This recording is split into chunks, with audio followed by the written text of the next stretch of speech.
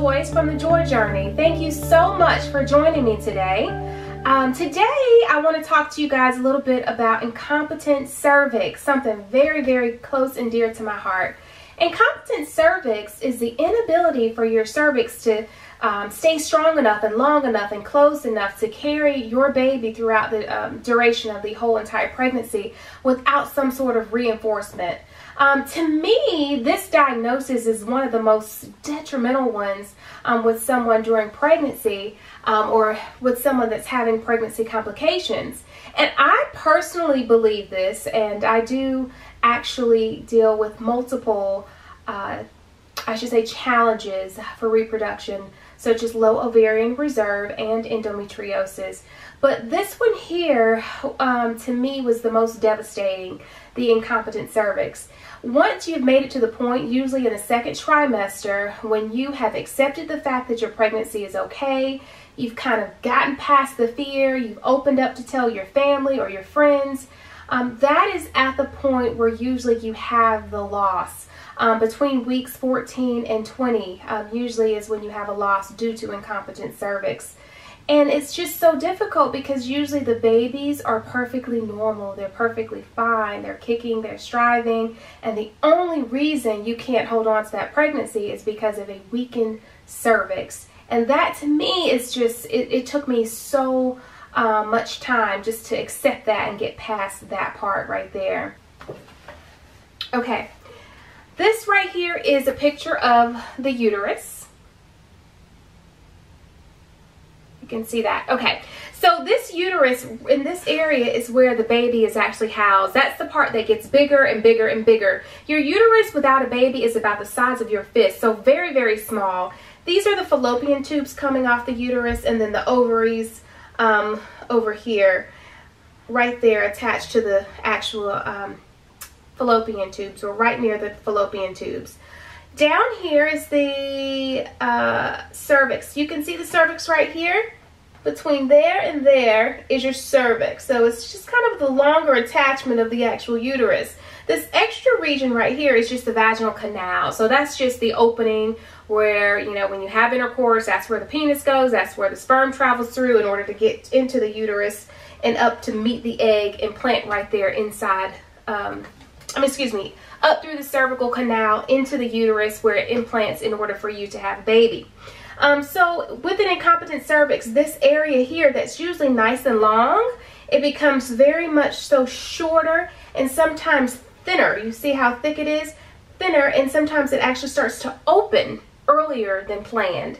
And when that happens, as you can see, because that's the barrier to keep the baby in there. So if it's open and it's thin, the baby can be expelled or delivered much earlier than we plan on happening. So causes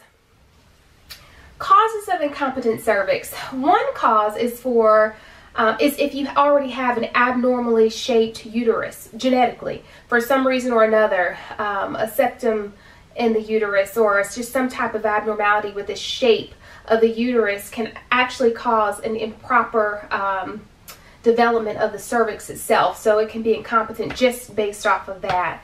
And usually you wouldn't know that unless you've had some type of ultrasound of the uterus before for another reason, or if you've had a baby before, the doctor's already diagnosed you with an abnormal uterus, so that they would need to really take precautions for an incompetent cervix. Another way that can cause, or another reason that you can have incompetent cervix, is from genetic disorders. And genetic disorders usually are those that affect the connective tissue that usually affect the cervix. And it's because the connective tissue is that, that tissue that keeps the cervix nice and strong. And so it weakens the cervix if there is a connective tissue disorder, which usually is genetically linked. And once again, those are things that you don't normally know unless there is an issue beforehand. The next one is the most common one, and that's trauma to the actual cervix. And when I say trauma, I mean, one, you could have trauma in a previous delivery. If you had a really rough delivery, a really big baby or what have you, and you tore the cervix, that ripped cervix can actually make the next pregnancy, it could cause you to be at risk for incompetent cervix for the next pregnancy. Another type of trauma would be if you've ever had an abnormal pap or abnormal cells that showed up on your cervix during a pap smear. The doctor may have had to do something called a LEAP procedure and then a cone biopsy where they actually take off a layer of the actual cervix for those abnormal cells. And the other way that you can have trauma to the actual cervix is through D&Cs, and this is the one I wasn't aware of. I knew about the LEAP procedures and the cone biopsies, and I knew that if I had a torn cervix and those types of things would put me at risk, but I absolutely did not realize that a D&C would be actually a more, put me at more risk for an incompetent cervix. I've had 2 D&Cs. If I had known that, I probably would have been more of a self-advocate and really pressed for an early ultrasound because of those D&Cs. Now, it's more rare for the D&C to cause cervical damage, but it is possible. So I just want to make sure that you're aware of that.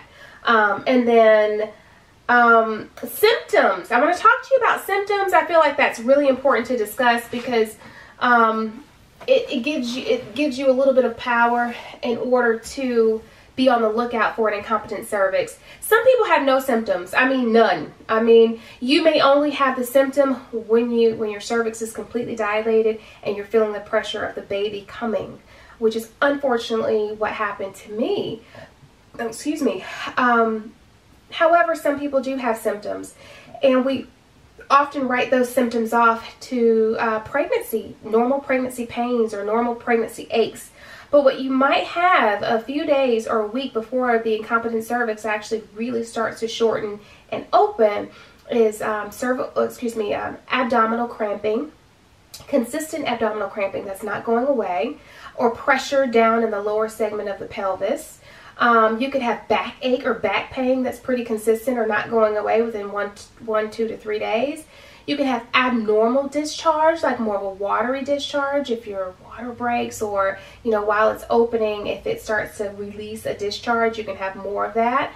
Or you can have mild bleeding, pink bleeding, those types of things as well. So those are things you want to absolutely look for, especially if you have those previous risk factors that I discussed, and if you're in between weeks 14 to 20. So even if you don't have those risk factors, because you may be unaware that you have those risk factors, if you start to have symptoms like that are progressive, that are consistent, that you can't get to be relieved with rest, water, or putting your feet up, then I would go to the doctor, because I would rather for you to be on the safe side than the sorry side in the long run. And just you pay your money to see your doctor. You pay your insurance to see your doctor. Never feel like you're bothering them or that you're being a nuisance, because you are the biggest advocate for your baby. So make sure that if you see those symptoms and they're not going away, go in to see your OB, okay? And if your OB is ignoring you, get a second opinion for sure, okay? So precautions that I would take would be just to be aware of what the risk factors are. So now that, you know, you've listened to this video, and I'm sure you probably heard this before, and if not, I'm happy to be sharing this information with you. But beware of the risk factors, and if you have those risk factors, be very, very cognizant of those changes and symptoms that I already discussed as well. Have your doctor check you early if you have any of those risk factors. Not all physicians will check at 14 weeks for cervical length. Now, most of them will start checking your cervical length around 16 weeks. But if you're like me, who had a loss around 16 weeks, that was a little bit too late. And so if you have those risk factors that I just named and you're concerned, please have your doctor check your cervical length around week 14.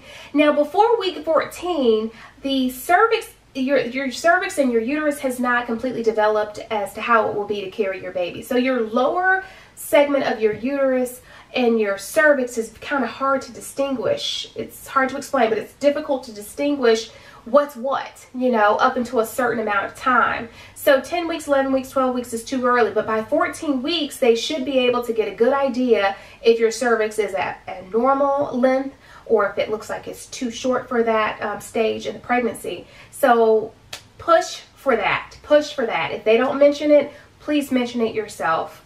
Also, One thing that I want you guys to be aware of is constipation, which is a very, very, very common symptom during pregnancy.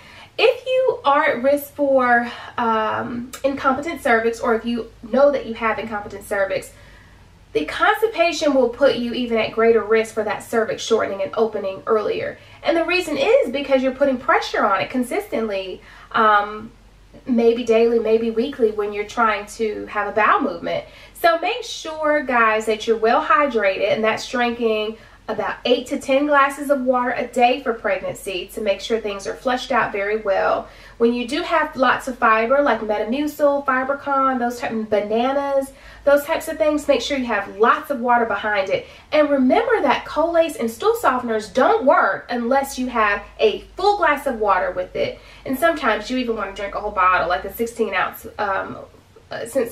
ounces of water with the Colace. Because if not, sometimes they can make the stool even harder than before if you just take it with a sip of water. So remember that.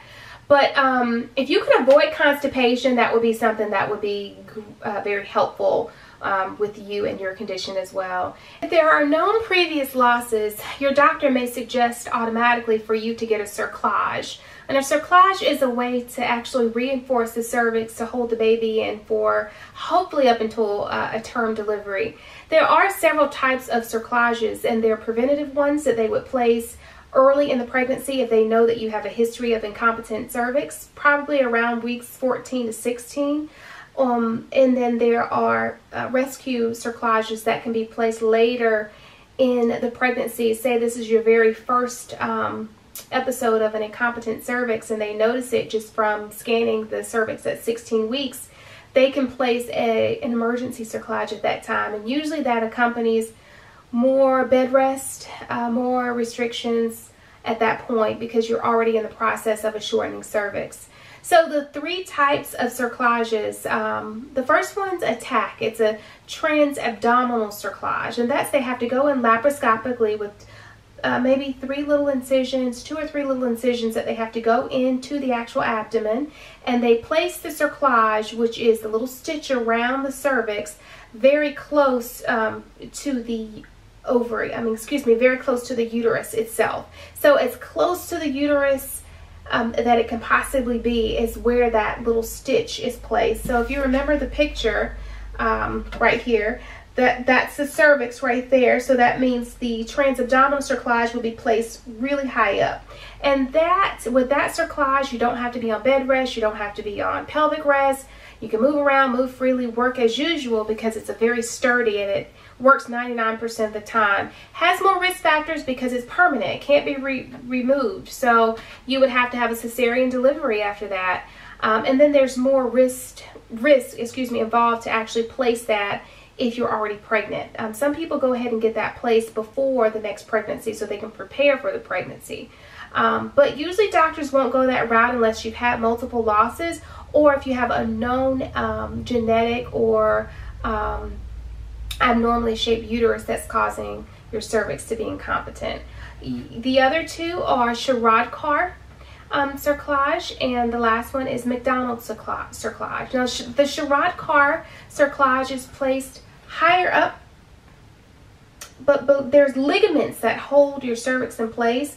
The transabdominal cerclage is placed above the ligaments. The Sherrod-Carr is placed below the ligaments but higher up on the cervix, whereas when they place it, they actually have to lift up the bladder and the rectum, move everything out of the way so they can get it placed in there.